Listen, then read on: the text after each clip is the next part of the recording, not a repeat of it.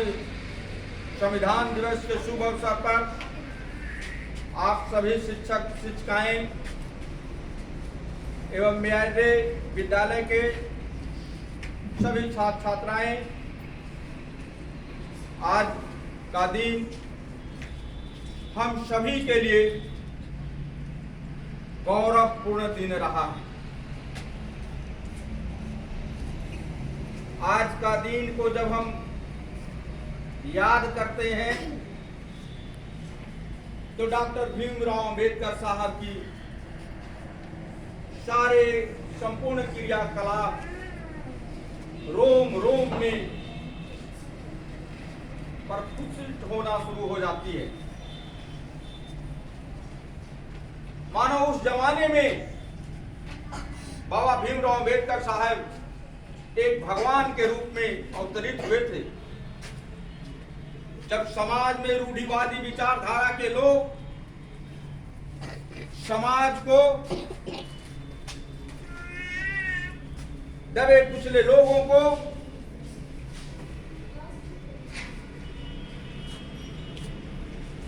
दो जून की रोटी नसीब नहीं होती थी, उस समय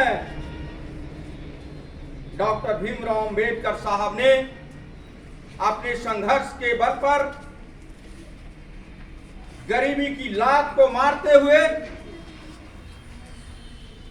आगे बढ़ते रहे और पढ़ाई को अपना हथियार बनाया।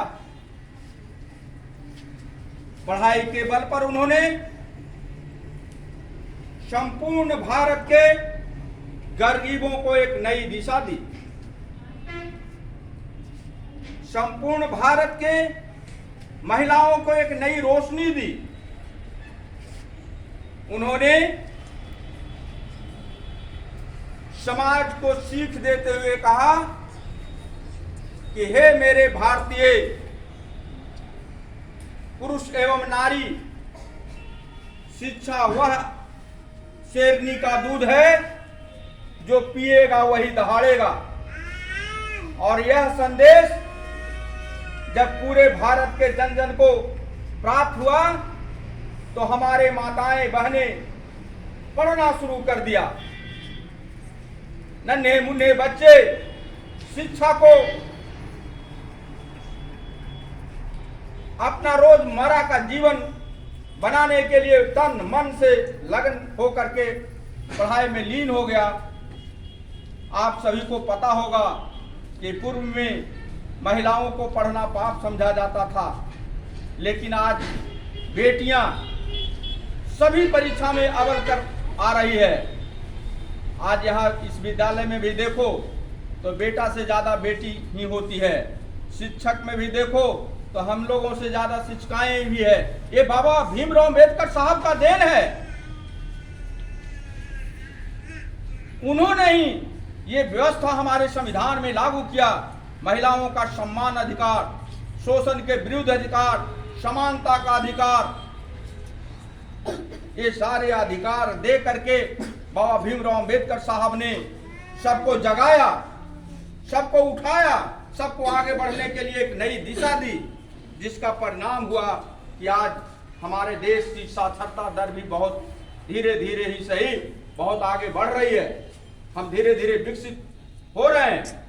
आज हमें इस खुशी के दिन पर संविधान तो हम लोग डेली प्रस्तावना में के चेतना सत्र में प्रस्तावना में पढ़ते हैं, लेकिन उसको अपने आप में अभिशाप करने की जरूरत है, उसे अपनाने की जरूरत है, संविधान को पढ़ने की जरूरत है। हमें क्या क्या अधिकार दिया गया है, हमें क्या क्या कर्तव्य दिया गया है, हमें क्या करना है, इन सारी बातों को जानना और समझना हम लोगों के लिए बहुत जरूरी है।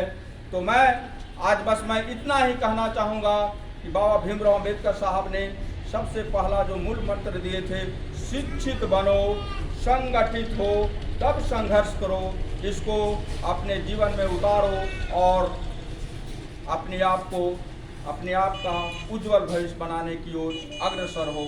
आप सभी को आज के दिन ढेर सारी शुभकामना के साथ मैं अपनी बातों को समाप्त करता हूँ।